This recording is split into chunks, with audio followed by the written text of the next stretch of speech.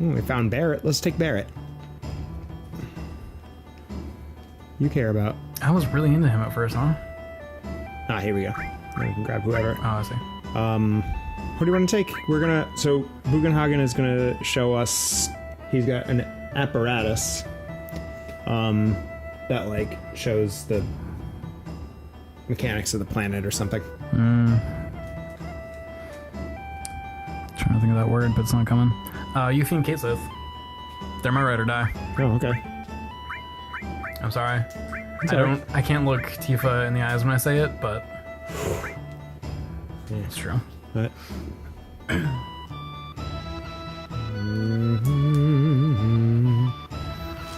What the fuck, dude? I guess here. I don't know why I had to lash out about it. Yeah, let's move everything.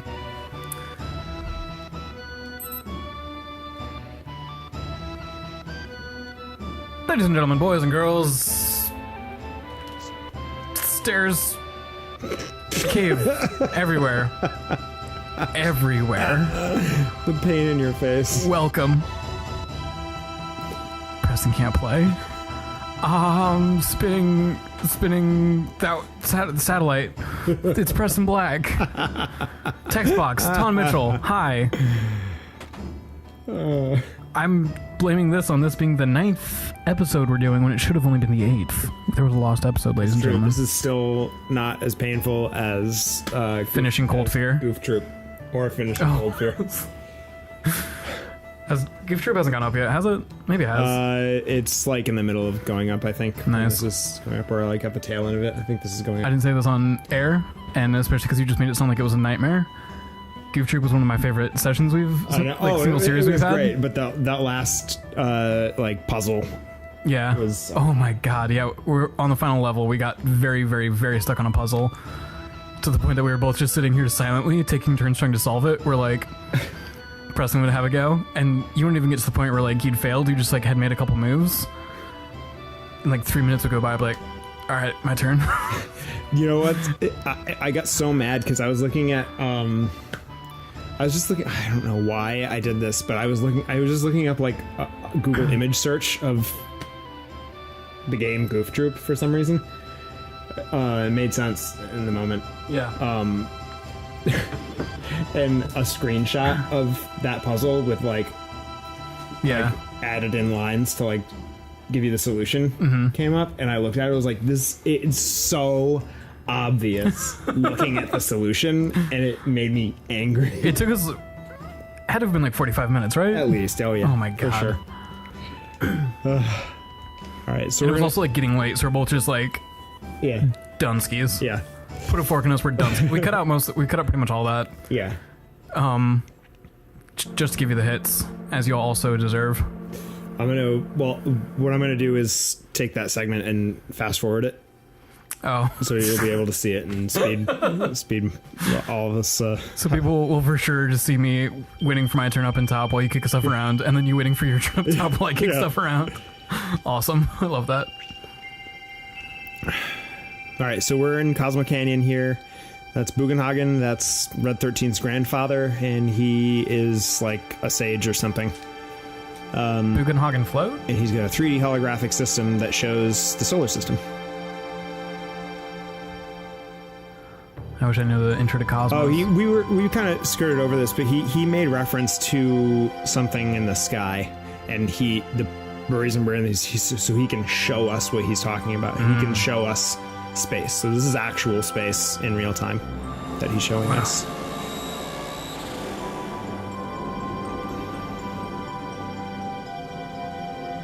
Yo, is Yuffie high?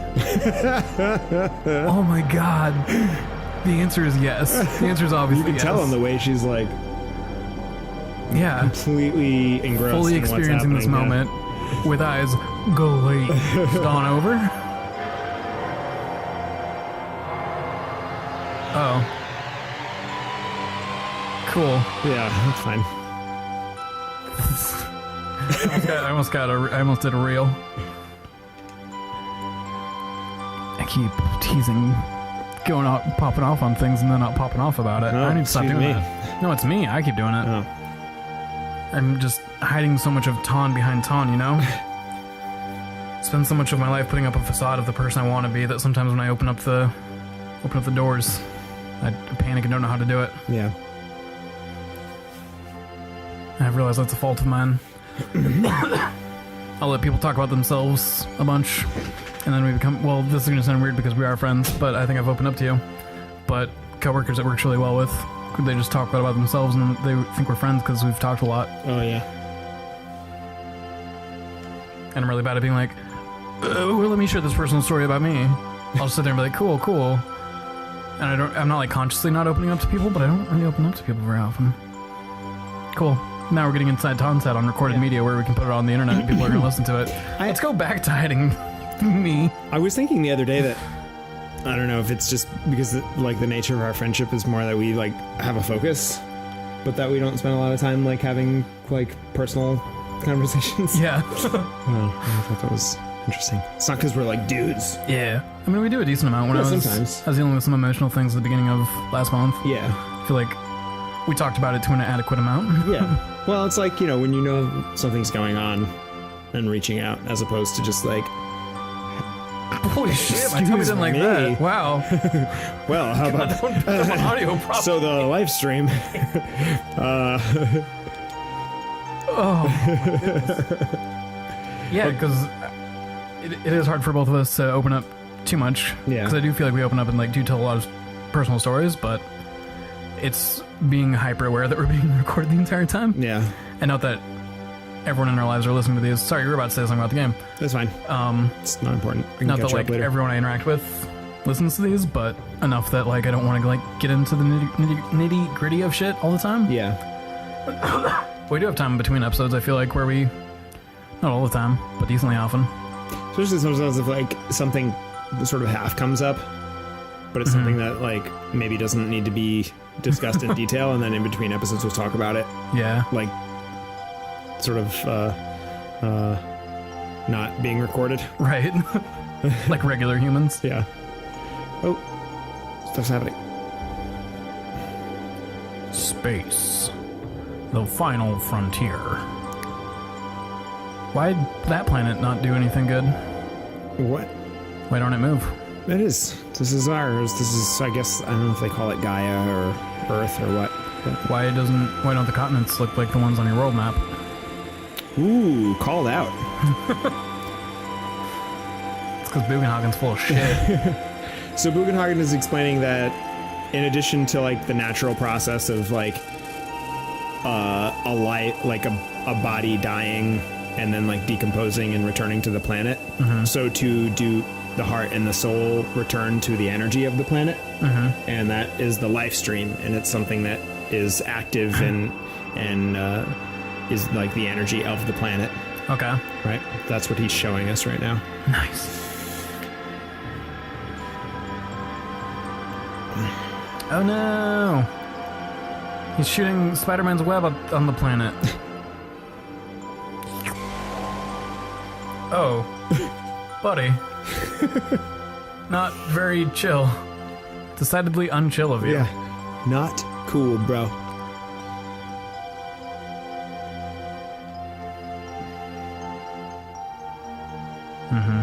Totally.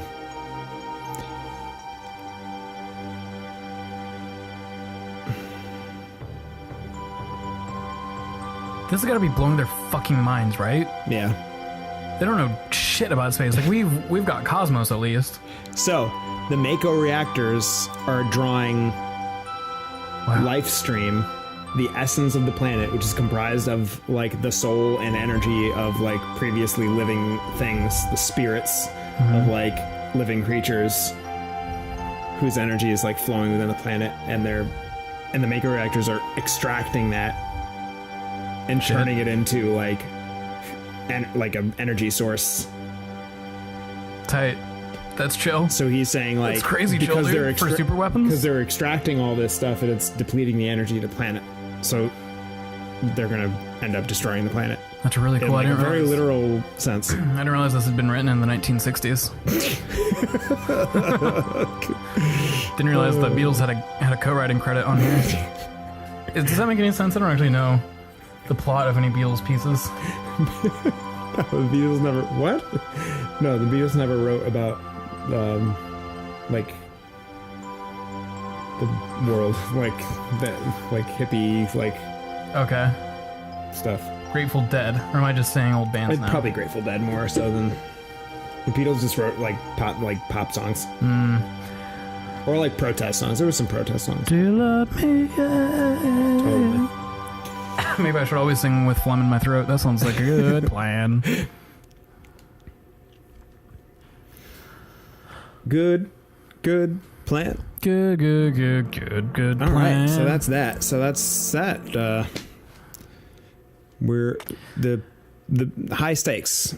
Planet's gonna turn to black and crumble apart. The stakes did drugs and now they're high. They did party drugs and now they're high.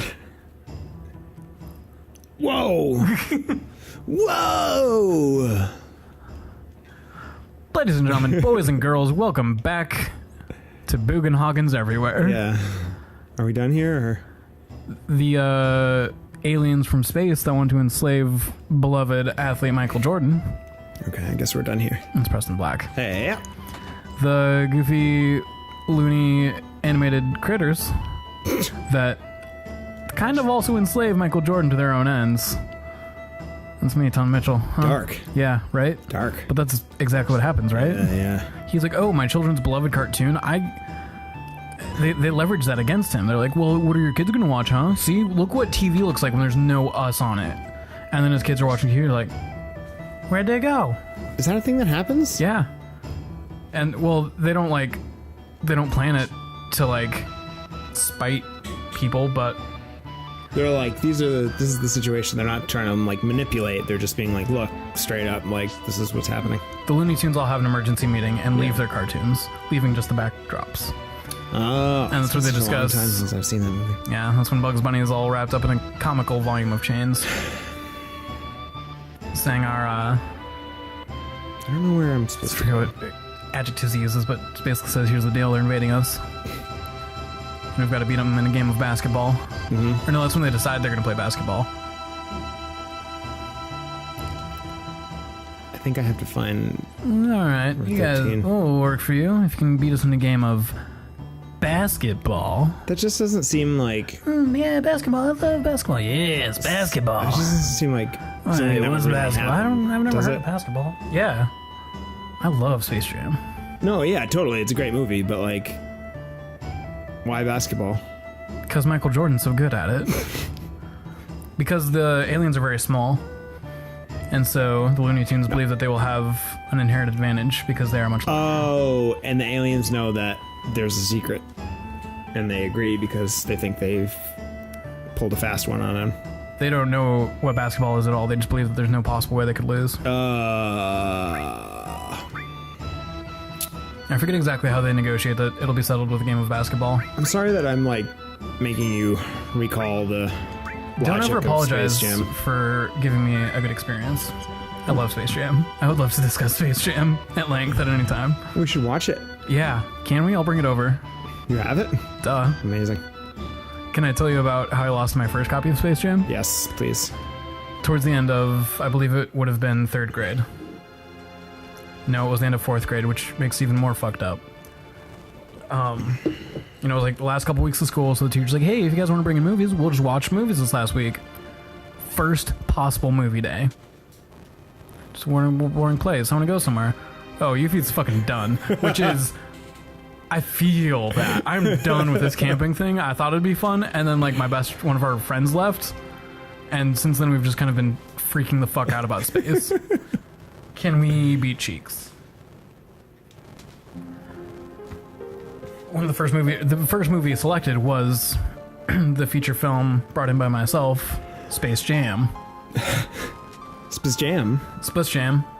And the teacher said, wow, Miss Larson, to put her on blast, Sandy Larson, wherever you are, I remember, I don't forget what happened to my Space Jam VHS.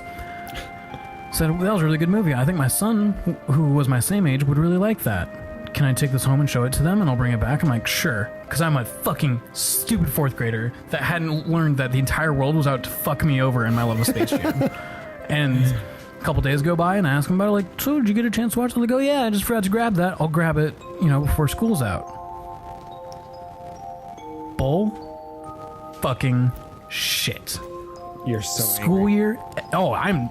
This is still like a sore inside of my body. It hasn't healed over. It's like a Nazgul sword when it pierces the body of Mr. Frodo Baggins. It always hurts. It always aches. I'm always aware of it. It'll never fully heal over. And the next year I'm starting 5th grade in a different building. I have no way to confront the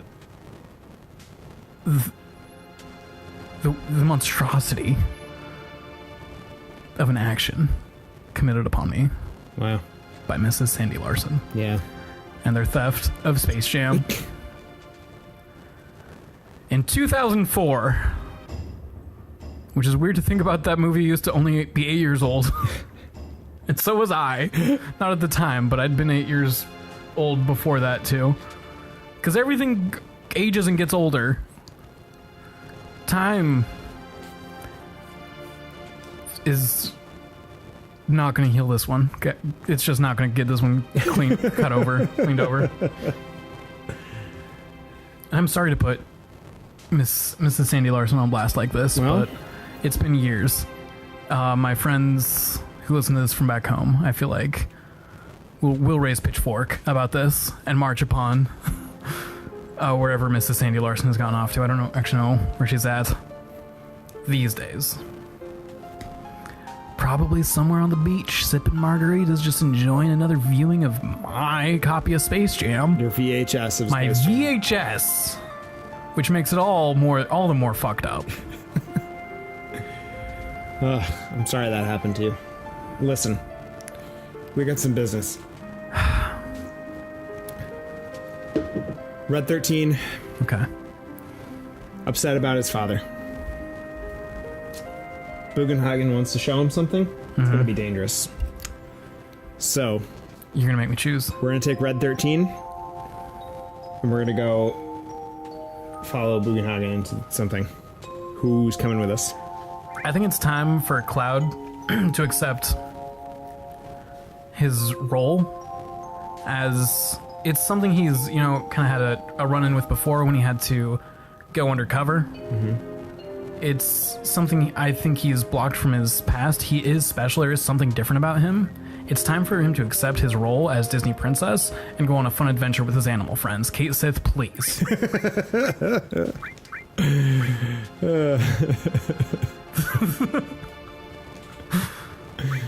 Okay. I love it. Oh, I got swerved. That weapon Skirt. that I found is not good. That's okay. Do you not agree with my choice of Princess Cloud going on a Disney-themed adventure? Oh, with no. You're his just, animal friends? You are just fine. Okay. Just doing a little bit of maintenance here. Make sure we're up to speed. You're good where you're at. Thanks. I think. We are at time. Do you want to do this fight, or do you want to save it for next time? It's a little bit of time, so we can save it for next time. Let's just get we'll get to the save point just in case anything relevant to the story happens. Nice. Before we get to the save point. Yeah, Yeah, we are about to enter a dungeon, so.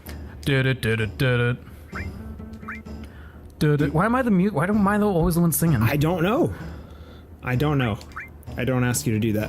It just come out, and it's always towards the end of recording when my voice is gnarled as is. All right. Even in my good. prime, I don't think I could sing good. All right. Next time, we're gonna follow Bugenhagen. On the next... Sorry, I'll do my thing after yours. We'll learn some stuff about Red 13. On the next exciting episode of Preston Can't Play. I was hoping I sounded like the Dragon Ball Z man, but I didn't. I have no idea. I have no frame of reference for that. I've never watched Dragon Ball Z. Read a book.